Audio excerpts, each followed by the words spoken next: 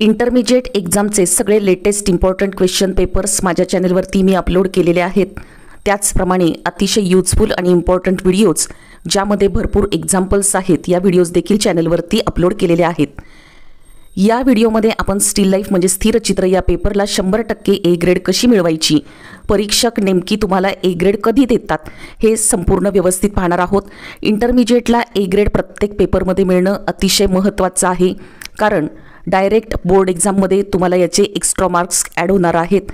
Extra marks कसे add होतात हे तुम्ही माझी व्हिडिओ झाल्यानंतर चॅनलवरती जी अपलोड केलेली व्हिडिओ आहे 10th स्टँडर्ड नंतर एक्स्ट्रा मार्क्स किती मिळतात ती नक्की पहा, आणि वेळ नसेल तरी ही फास्ट स्पीड करून ही व्हिडिओ तुम्ही शेवटपर्यंत ऐका। तुम्हाला 100% ए ग्रेड मिळणार आहे, कारण ड्रॉइंग तुम्ही काढणारच आहात, पण इतक्या महत्त्वाच्या गोष्टी असतात की परीक्षक तुम्हाला ए ग्रेड नेमकी कशी देतात ते या व्हिडिओमधून मी तुम्हाला सांगितलं आहे। व्हिडिओ स्किप न करता शेवटपर्यंत पहा। स्थिर चित्र